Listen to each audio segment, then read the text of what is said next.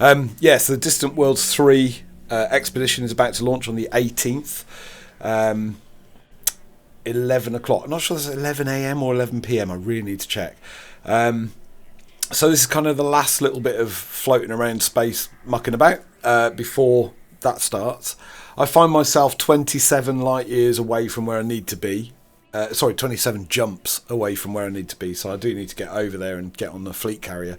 But I'm kind of still messing around a little bit, just trying to get some materials and things and finishing up, I suppose. So yeah, that's where I'm at. It was just a quick check-in. I'm not going to spend hours on chatting to you guys today, just because, got other stuff to do. Got work in a minute at some point. What time is it? 8:33. Yeah, I've got to go to work. So I'm cramming in the morning before I go to work. But my plan now is to head over to the fleet carrier with plenty of time, because I don't really understand what I can and can't get on the fleet carrier.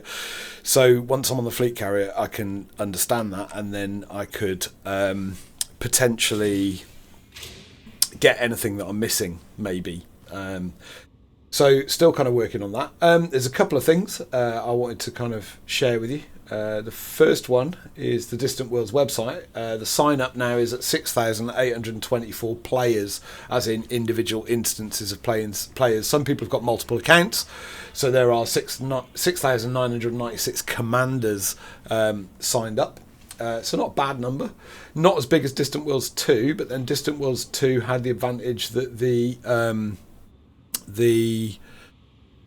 console players were in the same galaxy, so you added to the console, added to the experience because there were console players as well. And I believe Distant Worlds 2 got to around about 13, almost 14,000 players. I think it was in 2019. I missed it. I wasn't playing Elite at the time because I have big breaks away from Elite. Because as much as I love the game, you can kind of overdo it. It's a bit like listening to your favourite song over and over and over and over again. You can get bored of it or fed up of it. So I have big long periods where I don't play Elite for like a year and then come back. And I was playing on console, as I've mentioned before. So I want to share that. The other thing I want to share, and I'm not sure if this is going to work, was... Let's see, I've already lost it. Was this. This is EDCoPilot. And some of you will be familiar with this. And some of you won't, I guess. So EDCoPilot is an assistance app. The developer originally designed it for VR, because obviously in VR it's difficult having multiple screens and buttons and having to take it off to use Inara, the website that helps you get to where you need to be or find the thing you're looking for. So I'm messing about with EDCoPilot. I've not used it before, to be fair. It's new to me. I thought I had muted the audio from EDCoPilot, but I've only muted the audio from the AI ship, which is all right, but you're hearing other things in the background. Chatter, I think they call it. So somewhere down here, space chat volume settings. So I think I can turn it down. There I can. It's a shame there isn't just a mute for all the audio out of it, because that would be good and easy. I'm gonna just turn it down. I'm gonna keep it there. I have to say though, the profanity filter is off because I found it really, really funny. It's really entertaining. There's a setting for innuendo, and your ship will talk to you and flirt with you or treat you with contempt, and it is really funny. So well worth a look. Haven't quite got it set up right, so I'm still struggling a little bit with the keybinds. So I think somewhere here you'll see a message there, warning, setup task required. There are still missing keybinds that are required for course plotting, because I think what you can do when you get it working properly is you can click on a destination. So if I go to places, if I go to raw material trader, You should be able to, once you go there, it'll recognise where you are in the galaxy, which is brilliant. You can click on it and it should plot the course for you, but mine says course plotting currently disabled as there are issues with your keybinds. Refer to earlier warnings in the voice log. And I haven't quite worked it out. I'd love to get that working because that'd be so helpful. But it gives you a bunch of information about your ship. It talks to you. So the ship literally talks to you and tells you what you're missing and what you're seeing and things like that. And it's A, hilarious, and B, very useful. So I'm really excited about that. Although, as I say, I've not understood it fully. If that makes sense. I don't know what I'm doing because I'm a Muppet. As you know, if you've tuned in before, you will know I'm a massive Muppet.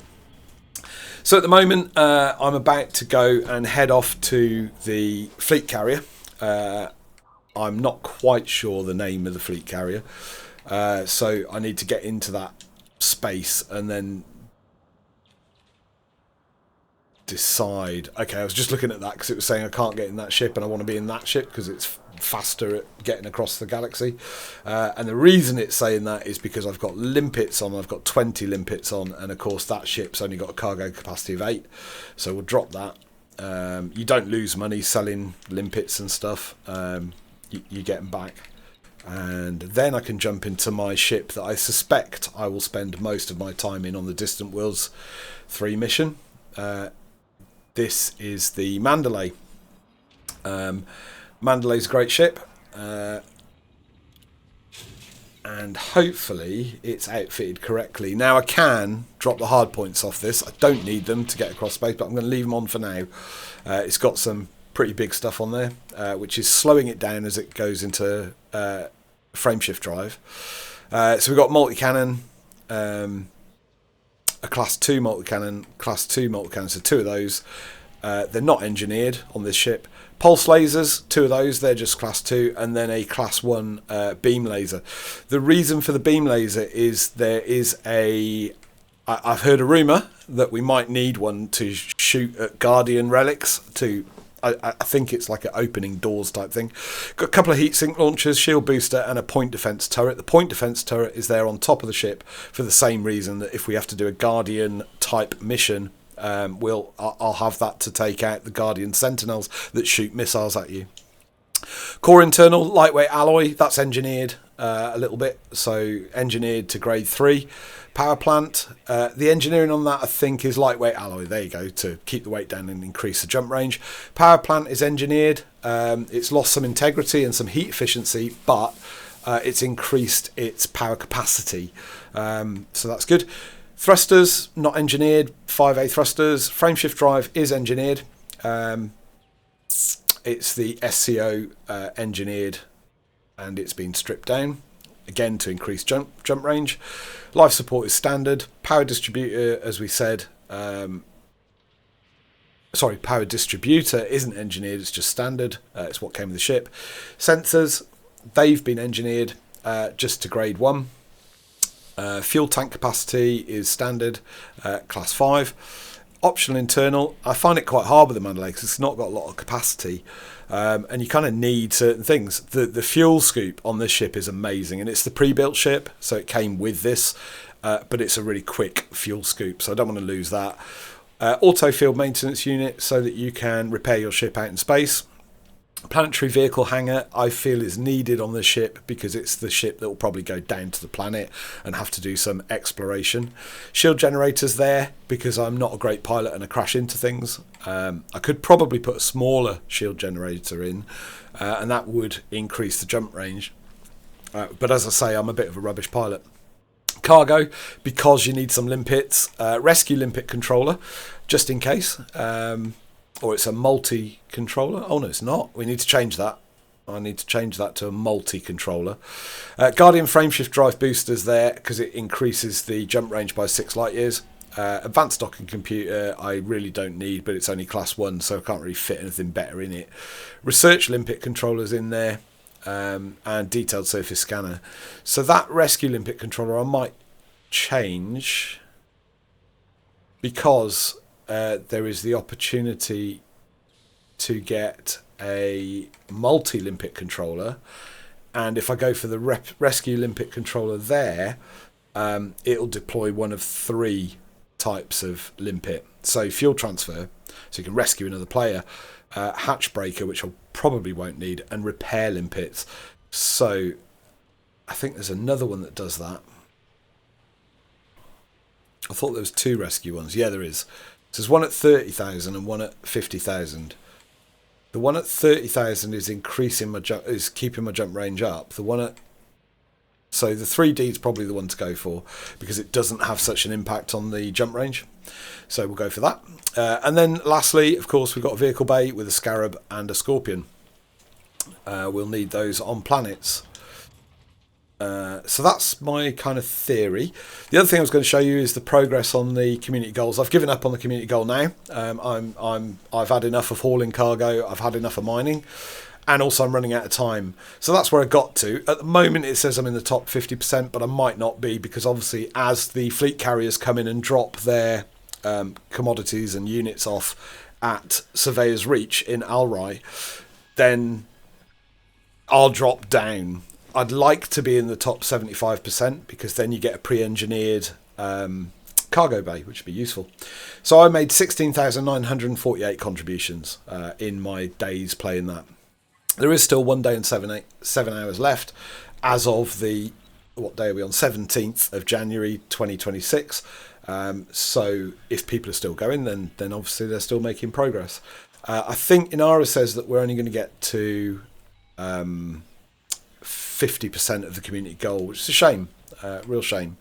I tried, but I didn't really have the ship. I don't have a fleet carrier, so I think without a fleet carrier, it would be quite difficult. Obviously, people who've got fleet carriers, they're good for it. What else was I going to say? I can't remember what else I was going to say. So yeah, my plan is to head over to the actual system where the mission starts from, or sorry, the expedition starts from. I thought I'd plotted it, but I haven't. I've got it bookmarked. So Distant Worlds 3 start point, 18th of January. That's in NGC 1981 sector ZU-Y, D for Delta 27. So that's November Golf Charlie space 1981 space sector space Zulu uniform dash Yankee space Delta 27. So that's where we want to go. I think I've got the wrong setting on the plot in the route thing. I think I've got like economical because I've got fastest. That's okay. It says use jet cone boost. I've never managed to get it to work. I worry about crashing. So I might leave that. So quite a few jumps, 28 jumps now. It was 27 jumps. The other thing I need to be careful of is the stars that are en route, because it could be that it leaves me without fuel. I don't think it does necessarily. And the thing to remember apparently is KGB foam. So stars with KGB foam are all good because you can scoop them, and stars without KGB foam you could get left without fuel now. But I can never work out where to find the thing to filter it.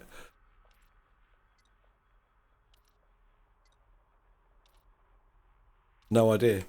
So for me, I just have to kind of set off and hope, I think. Was it here? No. I just don't really... I've never understood where that is.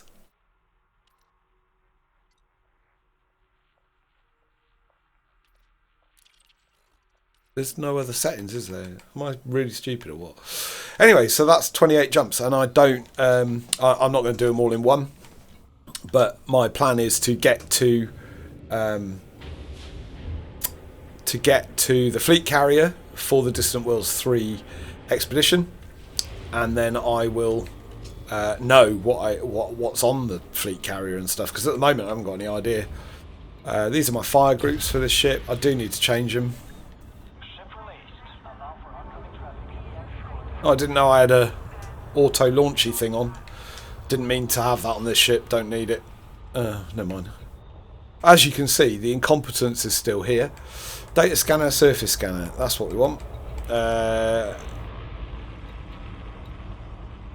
Repair limpet. No, I'm going to leave the limpets off.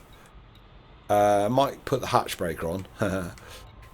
Going to leave the limpets off the fire groups until I need them, really. So yeah, there we go. That's the lovely Mandalay. I think this is the most popular ship to go out into Distant Worlds 3 mission with, to be honest, as I understand it. I think 48% of players, I believe, are taking the Mandalay. And the reason for that is it's a good exploration ship with a good jump range. Most players, I think, have got their jump range up to 80 light years. Mine's at about 60 something, 68, because I'm incompetent. But it will increase when I take the weapons off. When I get to the place I want to go to, I will whip the weapons off because I mustn't have them on.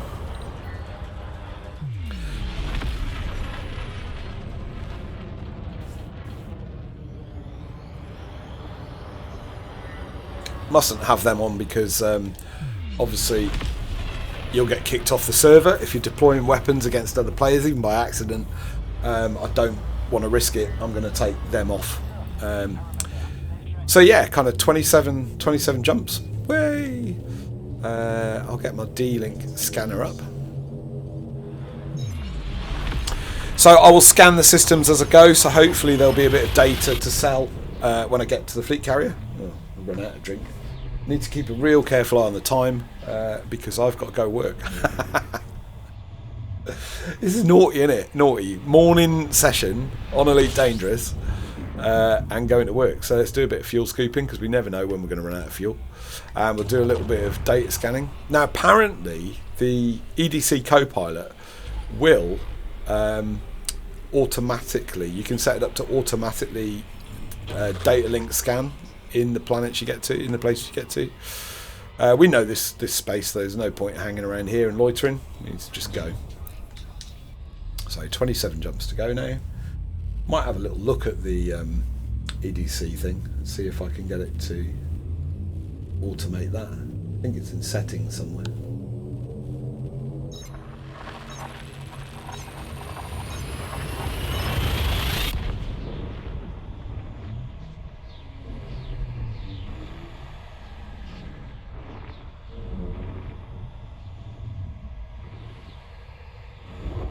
Yeah, sorry, it's not great YouTube, me staring at the screen, is it, really?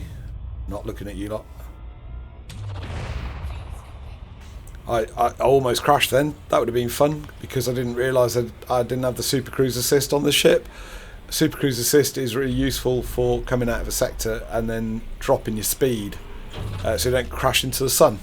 I had it on the last ship, don't have it on this one, so that was dumb. Yet more mistakes to witness. Witness my errors. It's good fun, isn't it? So I shouldn't really be looking at the other screen, trying to work out what I'm doing. Yeah, I can't see a setting for automatically scan.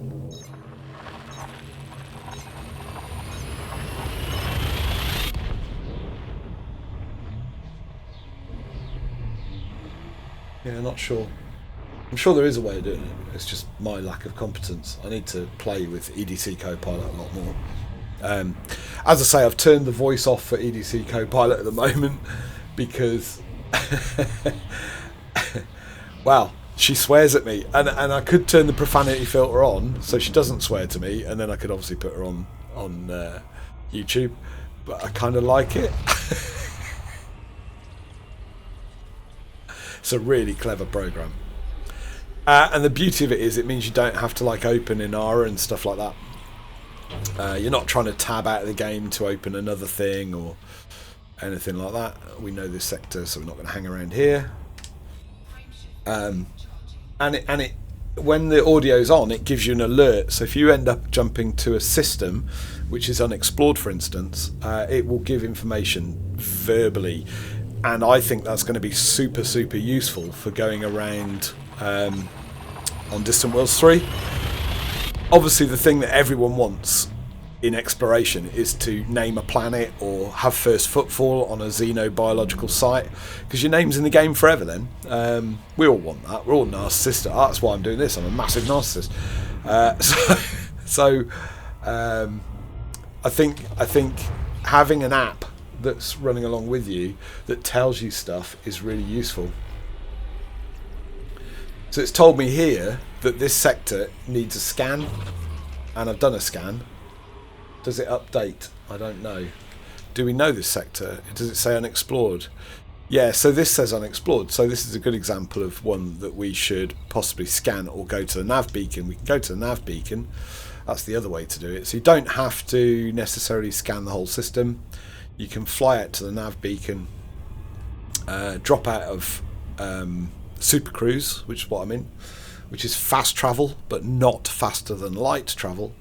Drop out of Super Cruise, and then you can scan the beacon, and you've got all the information for the system then. So what's coming up on the screen of EDCoPilot, there you go, is that I need to scan the system, but I think it'll work. We'll see what happens when we do it with the nav beacon. I can probably make that screen smaller. Give me 2 secs. I'll drop out of Super Cruise.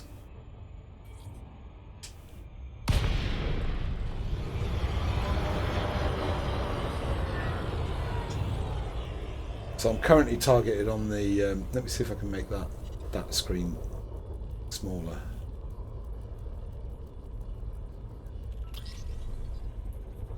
Of course not, because I can't select it. That would be far too easy. Nah. Not helpful. Sorry. But I have scanned. I mean, I've done that, and EDCoPilot is not updated. So I don't understand. I thought that would update itself. Ah, I'm on the wrong screen. There we go. Sorry. Let me show you that again. So I was on the wrong screen of EDCoPilot. So on that left-hand tab, it says system data, and I wasn't on that. I was on the other one. So now we've got the system data. There you go. It's quite neat. I don't know how to make that smaller. I'd like to have that up so you can see what I can see. But anyway, there we go. So there we go. So that you don't have to necessarily scan an area. You can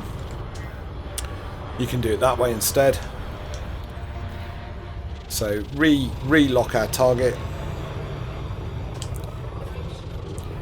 Don't want to crash into the sun particularly. Weird thing about Elite Dangerous is if there's a planet in front of you and you jump to hyperspace, it doesn't crash into the planet. You just have to realign it. It might get a bit hot though, and that might shout at me.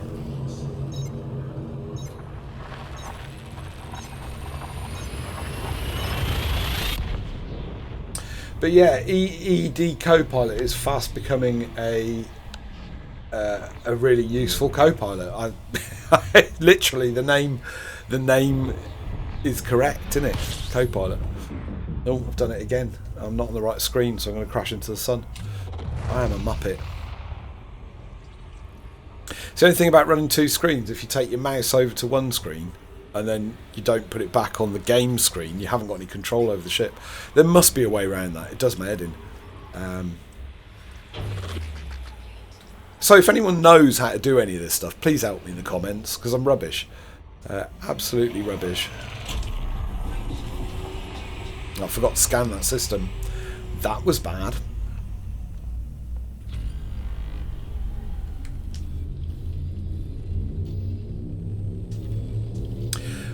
So I probably missed out on some exploration data there. That's a good example of cocking it up.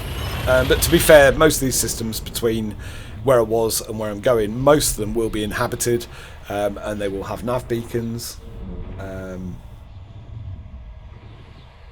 So that's useful. So EDCoPilot's just told me this star we are jumping to is scoopable, as are the subsequent 18 stars on our route. So that's really nice. That gives you a bit of security, doesn't it? Knowing that you can scoop fuel en route. because it doesn't tell you that really on the other map as far as I can work out. So this would be an unexplored system possibly. No, not a lot there, so just get on with it. How many jumps? So we've already done almost 10 jumps. They're fairly quick, quite interesting.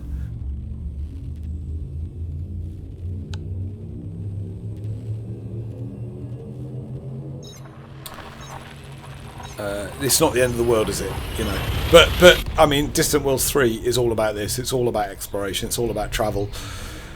As I say, if I had a slightly bigger jump range, it would probably help. I'm not quite sure how I'm going to tackle the first waypoint. I've never done it before, so I don't know what to expect. I don't know anything really. I know nothing. I don't know what ships I'm supposed to have. I don't know what kit they need.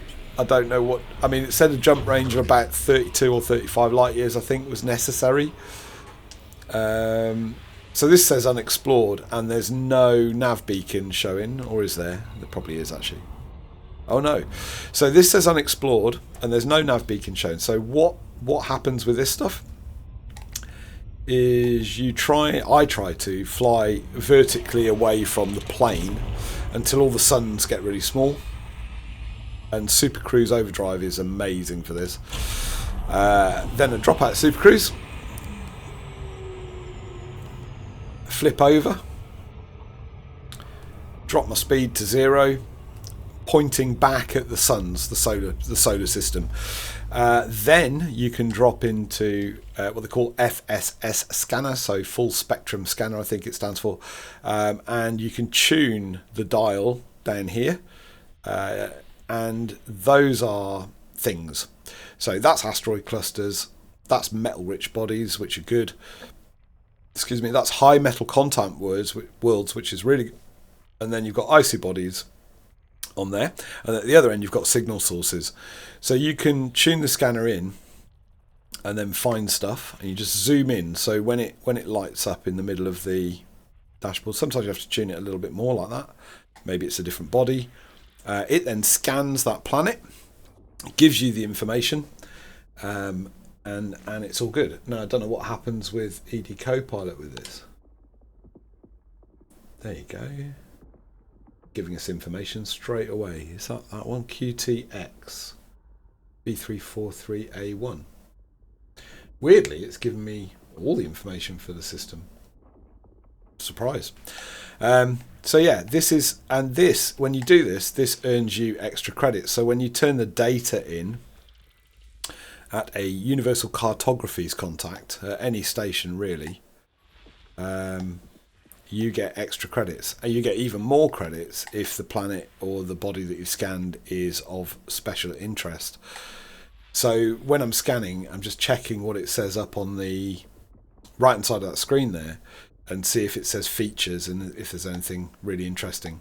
Sometimes there is, sometimes there isn't. And you can see around that thing there's a load of circles, which usually means there's more than one body there. So you have to kind of tune it to get the signal. For some reason, my shit, I don't know whether it's supposed to do this, but it drifts. It's not stick drift. I don't know why it does it. Sometimes when it gets on my nerves too much, I drop out of it and then drop back into it, and then it stays static. It's easier to see what you're doing. Down at the bottom left, it's telling you the system bodies discovered and the amount.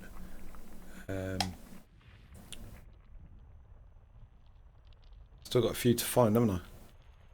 This is probably a signal source. They're a pain in the neck because you can waste a lot of time, but it will tell you what they are.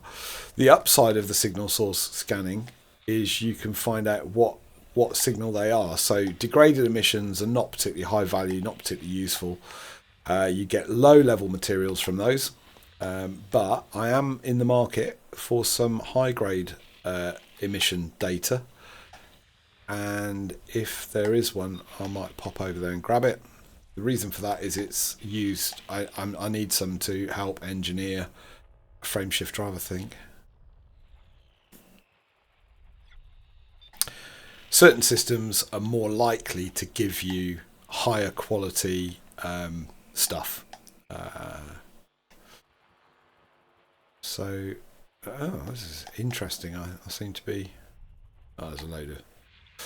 Yeah, so that's one of the weird things. If you've already found a system and there's other stuff there, you have to kind of re-go into it sometimes.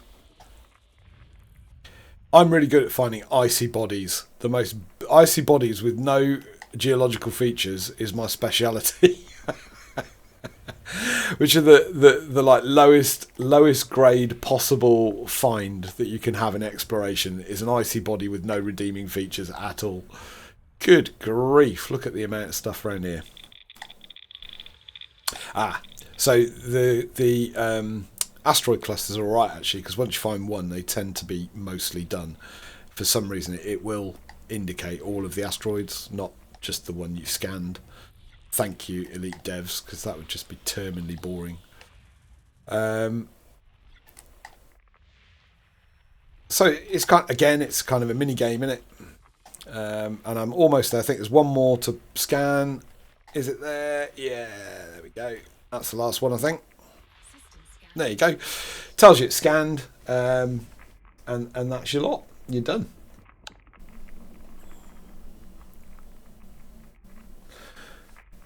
It's not very exciting, that Elite Dangerous Copilot thing at the moment. It's not giving me a lot of extra information, really. I don't know whether I've done it right. So there we go. That's that. So there's full spectrum system scanning. I think I've shown it before as well in another video.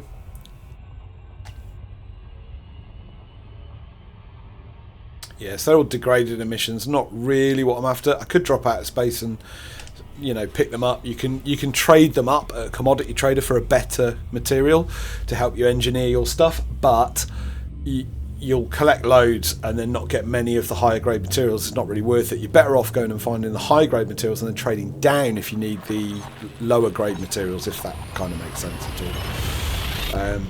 So yeah, there we go. That's that.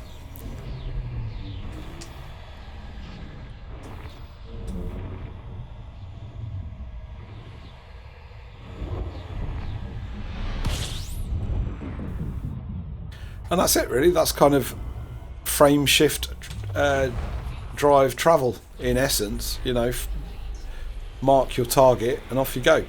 There are some tools, some third-party tools to help you. You can use Splanch. Great name.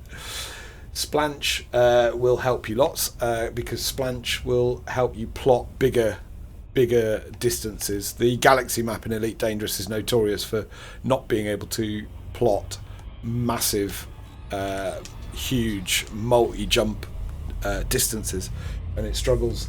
So Splanch can help you do that, which is good. So that's it, really. Just a bit of an update. What have I been doing? Well, I managed to get a little bit of engineering done on a few ships, just to see whether I could improve jump range or weapons and stuff like that. I'm not sure if I need weapons, but my plan is to get to the fleet carrier, dump the weapons off the ships, put them in storage, and then they're there if I need them. Same with a bunch of other modules. I'm going to have to get everything transferred over, and one of the reasons I'm travelling to the fleet carrier now is I can start that process, because obviously to get all the ships transferred over and all that kind of stuff, it's going to take quite a lot of credits and quite a lot of time. I think when I went there last time, it was saying it was going to take 3 hours to transfer a ship. And my ships are probably further away than they were because I've been doing the community goal and stuff. So I'm quite keen that I've left plenty of time, and I've at least got one ship on the fleet carrier, possibly all of them, that I'm going to take. I might even take my Asp Explorer, which I haven't registered with the website yet. I have got 2 slots left for ships. And the other one that I'm kind of thinking about is the Panther Clipper Mark II. Now, I sold it. I got my money back. But if I was to put a Panther Clipper Mark II on the fleet carrier and there was a hauling mission, it would be really useful. So even if I have to strip modules out and swap them around from another ship, that might be a good thing. So I am tempted to do that. Haven't really decided yet. The Panther Clipper Mark II, to be fair to it, was kind of alright to fly. I still don't like its legs when it's landed, but it was okay to fly. The visibility from the cockpit was particularly naff, to be honest. This ship's so much better. Look at that. I can look right up there, so I can check that I'm 90 degrees to the plane, and if I'm not, I can adjust. I can kind of see where 90 degrees to the plane is, which means when I boost out, for exploration particularly, I can boost out, get a long way away from the system, ready to scan it.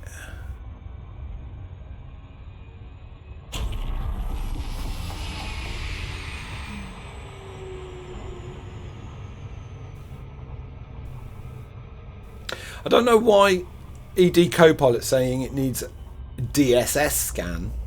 Does it mean FSS scan? I don't know what it's asking me for, really. Not sure. A bit confused. Doesn't take a lot. So this system hasn't got a nav beacon. It's unexplored. So this is another system where you would drop in here and scan. Forgetting which buttons to press usually is the case. So icy bodies, as I said, really good at finding icy bodies with nothing on them. You don't have to wait necessarily to see the kind of full information pop up in the right hand side. As soon as it says geological features none or something like that, you know it's pretty boring, not worth visiting unless you're after a particular material. So that one says resources: phosphorus, chromium, zinc, selenium. So if it had a high level of that kind of stuff, it's a high metal content world, and you're looking for zinc or nickel or something like that, then it's worth, you know, if you're specifically going after that material, then it's often worth landing, getting into your buggy, driving around, scooping it up. The other one that what I'm really looking for though is like a xenobiology unexplored planet. That'd be the daddy. Very unlikely to find one between here and the fleet carrier, but you never know further on, do you? It's quite hard when you kind of lose, like I've lost signal now, but what you need to do is track the orbit lines, and because things orbit, so you're looking for planets or moons or asteroid clusters, things like that, and they all orbit around a sun. Some of the systems, like this one, have got more than one star, more than one sun, so that makes it a little bit harder. And you've got two kind of sets of circles. Oh, biological. There you go. It says on EDCoPilot though that B2, that planet, has already been discovered but has an atmosphere and is landable. So EDCoPilot is useful massively for that, because if it hadn't been discovered, I would be landing to get first footfall. I'm not actually going to bother at the moment because I've got a different kind of mission in mind, and I'm fairly sure that in the scheme of things over the next 3 months, surely even the expert at finding icy bodies with no redeeming features whatsoever, even I will be able to find first footfall or a new planet. Surely I can do that, you know. I better go 3 months halfway across the known galaxy and into the black, as they say, into the void, and I bet you I don't find anything new. That's what's going to happen. But my hope is that I have some new experiences. I have never found a planet that hasn't been discovered by somebody else. I have never done xenobiology, so I'm quite interested to do that. I believe you have to have an Artemis suit for that, and I do have an Artemis suit. I think I've got a class 2 Artemis suit. So Artemis suit is the exploratory suit for walking around on the planet.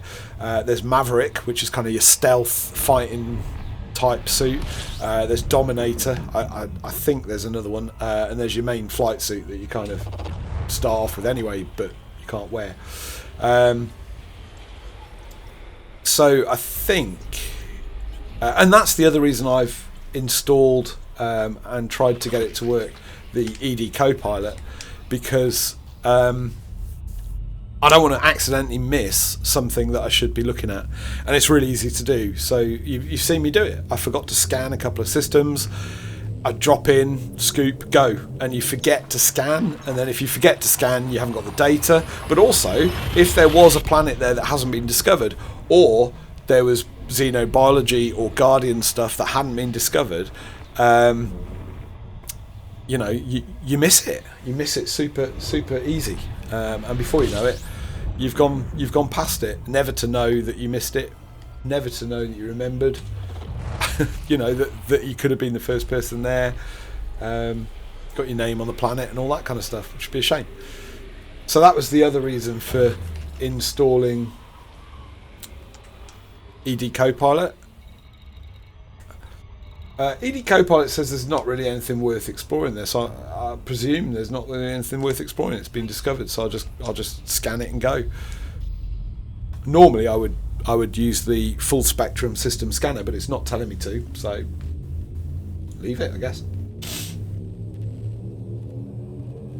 So the other reason for jumping this way out is it gives me a bit of experimentation, doesn't it? Chance to get used to it. But I've turned the ship's voice off, and of course it would be more helpful if it spoke to me, but it's because I've muted her. I say her because it's definitely a her.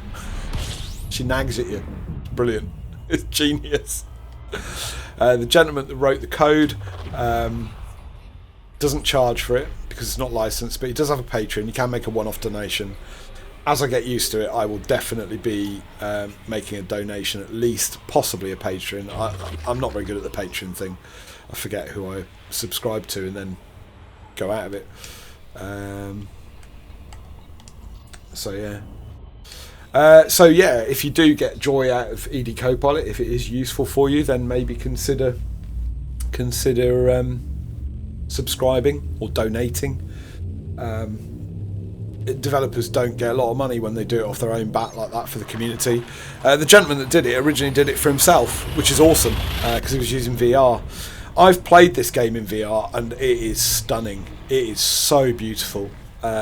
It's incredible to be able to move your head and track another spaceship or a planet. It helps so much, but there was a downside, and the downside was you had to come out of it to use a third-party app like Inara, and obviously EDCoPilot gets around that problem completely because it allows you to do all that, but also you can use another program called Voice Attack or Corvus Next to use your voice to open and close panels, set power for the ship, plot routes, all that kind of stuff. So I think if you are using VR, Voice Attack and EDCoPilot, you're sorted, because once you do that, you've got everything you need. You don't have to come out of your immersive experience to you know, fiddle around. You're in it. The only downside I find with VR on Elite Dangerous is the same downside as 3D glasses on 3D TVs or VR in general. It's uncomfortable. I find it uncomfortable to wear for any period of time at all. I can survive about an hour in it, but it's not painful, it's just uncomfortable. I'm looking forward to seeing what the new Steam frame, I think they call it, the Steam frame is like. To me it looks like the MetaQuest 3, not the light version but the full version. It looks a bit like that, but it's smaller, it's lighter. I think that might be quite interesting, but I suspect the price will be way higher than a MetaQuest 3. I think you can get a MetaQuest 3 for around about £350 UK sterling, probably what's that, $400 US. You can get the light version or the S version or whatever they've called it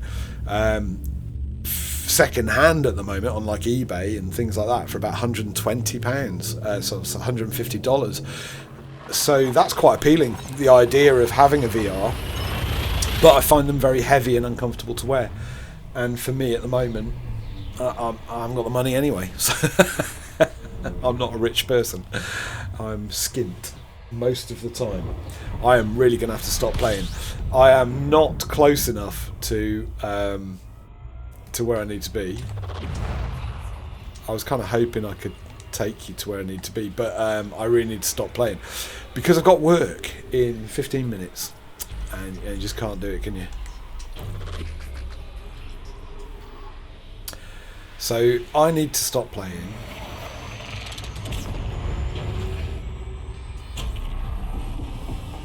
It says we have a places of interest entry for this system filed under special star systems. Okay, how do I see that? I don't know how EDCoPilot shows me that. Guidance, places of interest. Oh. But it doesn't. How would it? I don't.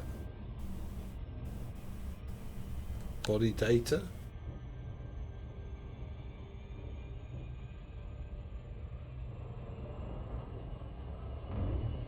I don't. I need to. Once again, fantastic YouTube content. Some old muppet being an idiot.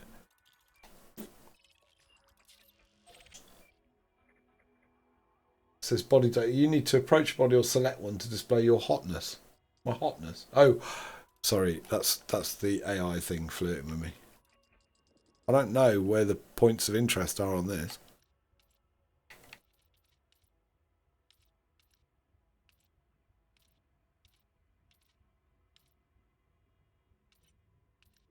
No idea. Don't know what's going on there because there's not a lot there, is there? Doesn't really tell me anything. Or maybe it's the next system it's telling me about.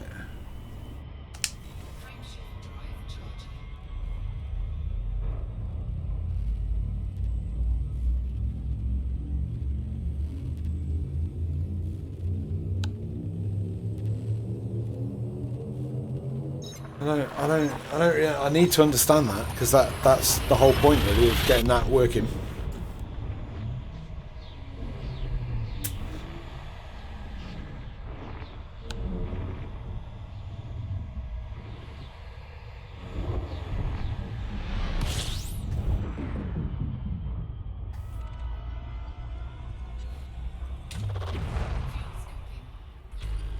And I think it's gone a little bit out of sync, maybe, the EDCoPilot, because it's saying now jumping to which head sector, blah blah blah. Well, we're here, aren't we?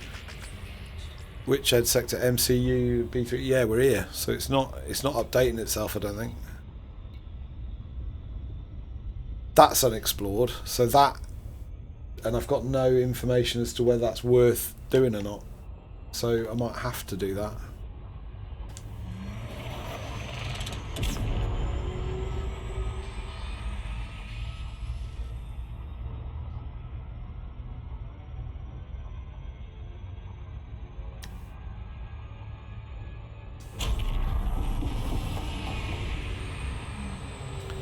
I got into a bit of trouble using the Super Cruise Boost overdrive thing on another ship. I was using it on the Python. I bought one for the Python, and the heat that it built up was a bit dodgy, and it didn't like it.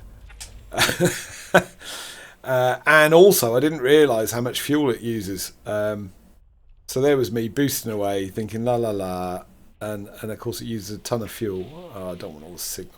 I just want to find the planets, man.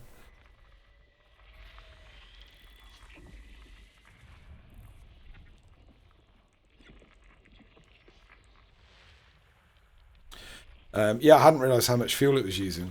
And then I ended up with 25% fuel left in the tank in a place where I could have got really stranded really easily. So that was a shock. I'm normally quite careful about fuel and scooping and all those kind of things, so I don't get stranded and have to ring the fuel rats.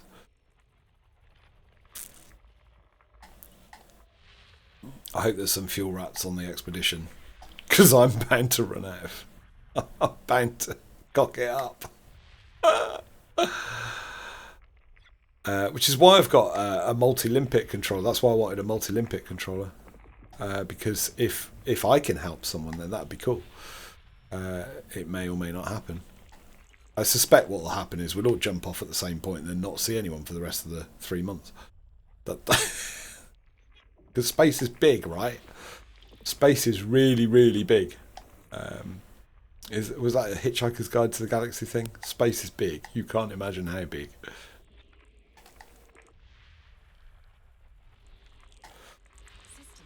There we go. So it's given me no extra information on that at all. Not sure quite how that works. EDCoPilot. Oh, 2 has an atmosphere in his land. So she's been talking to me, but because I've muted her, I don't know what she's saying. How many jumps? 11 jumps. Not going to make it. I need to park. Thank you very much for joining me, though. It's been awesome to see you. If you dropped in just to see some rubbish again, I don't know why you're watching it, you lunatics. But thank you very much if you have dropped in. If you'd love to, if you'd leave a like, that would be so great. I picked up 2 subscribers, and I'm stunned that anyone would subscribe to this rubbish. But I am chuffed. So thank you so much for those of you that have done it. Again, because I'm incompetent, I can't actually work out who's subscribed. So to subscribe you back. So maybe drop a comment, just because I don't know how to find out who's subscribed, so I can subscribe back. But of course, it's reciprocal, right? I will subscribe to your channel, should you want me to. So there we go. Thank you very, very much indeed. Don't forget to check out EDCoPilot. Just type EDCoPilot into Google search and it will come up. I can't remember the name of the website, and I'm going to mess it up if I say it. In fact, actually, I think it's on management of the actual thing. There we go. Actually, look at this. I could look at me being all techno. Bear with me. There you go. There it is. Screenshot that, and you're there, aren't you? So, PayPal donations, patrons there. The EDCoPilot main website is https://razafrag.com. So that's Romeo Alpha Zulu Alpha Foxtrot Romeo Alpha Golf.com. razafrag.com. So if you want to look up the EDCoPilot project, maybe support the developer, that's where you go. Thank you very much, folks. Thanks for dropping in. Won't have time to post links to this. I haven't got time because I've got to go to work. Take care. Peace.